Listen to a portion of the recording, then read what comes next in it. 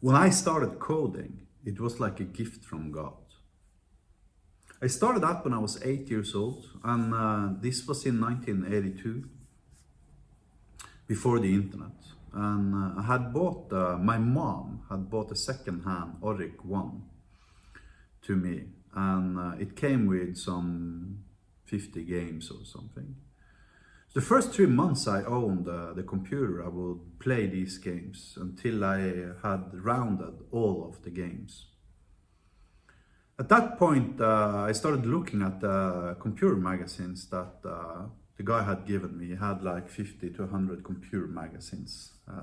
Oric 1 User was the name of them.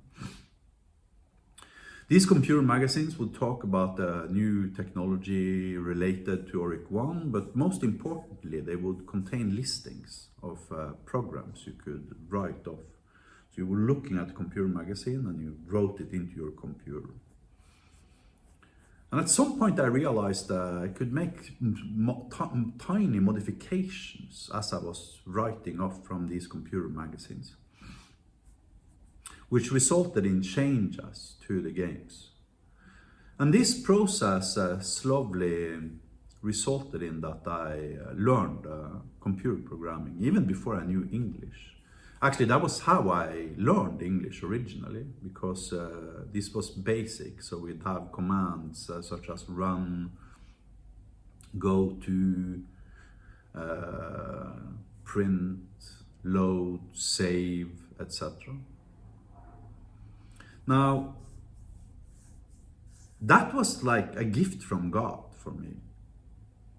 Because here I had this amazing tool that allowed me to express myself and became a vehicle for my creativity, allowing me to create something with my hands.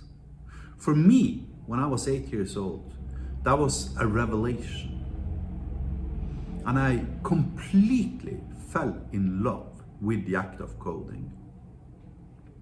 And I fairly rapidly stopped playing computer games, because computer games no longer gave me the same value, the same feeling of the same warm and fuzzy feeling as actual software development gave me. Then later, some 15 years later, I started working as a professional in my early 20s. And initially I felt so great about it, because now I was able to learn all the advanced stuff that would make me a real computer engineer. Things such as agile, design patterns, OOP, OOD, OOA, DDD, event sourcing, message brokers, etc. 10 years later,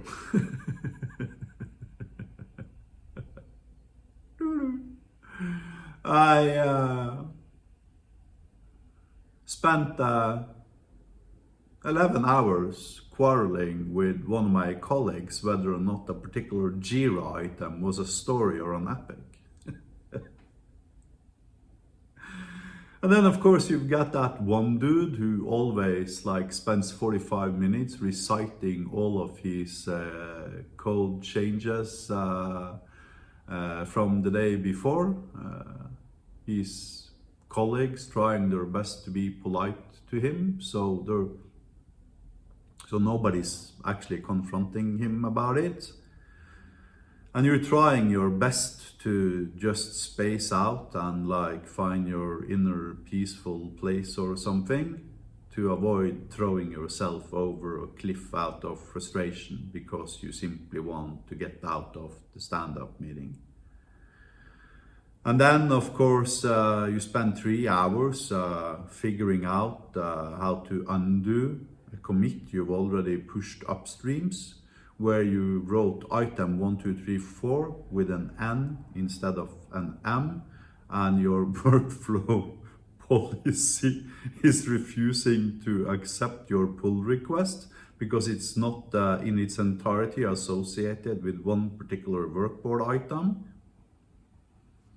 And then when you finally actually get to code, which is like 1% of your time, you have to spend 99% of your coding time adding boilerplate overhead code to make sure you're obeying by the rules of DDD, or because one of your colleagues in his infinite wisdom concluded with that you should only communicate with third-party services through a specific message broker, etc., etc., etc.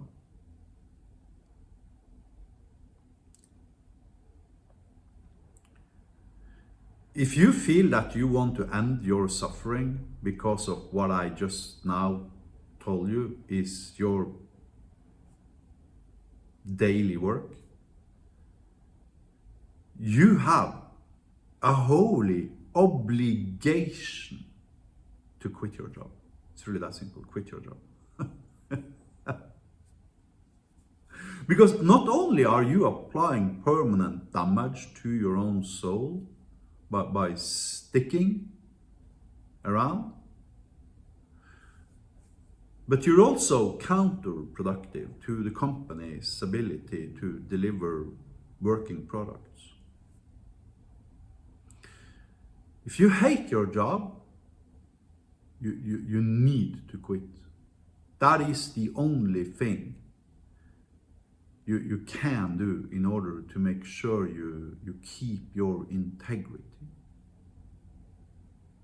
And your integrity as a software developer is the primary foundation for your value proposition. Unless you have integrity, you're no better than the, NFT rug pullers that are trying to convince others to basically give them their money on Twitter or Reddit or whatever these schmucks are hanging out these days.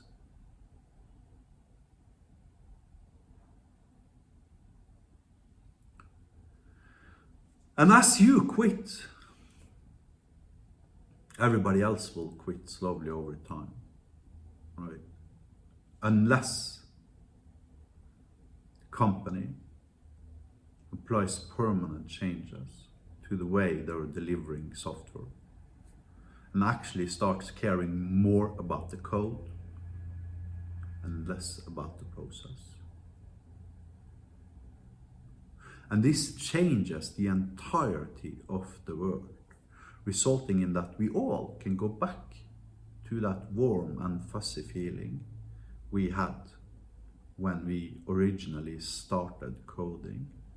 And coding as a profession can become emotionally rewarding again. It's kind of like a girlfriend. If you're in a toxic relationship where you and your girlfriend are toxic to each other and you're actually destroying each other, then it doesn't really matter how long you've been together or how much entangled your lives are. You still have like a moral obligation to leaving your girlfriend, not only for the benefit of your future happiness, but also for the benefit of your girlfriend's future happiness. And if you are working as a modern software developer today, with an average company that are following all best practices, then the chances of that you are in a toxic relationship is basically 100%.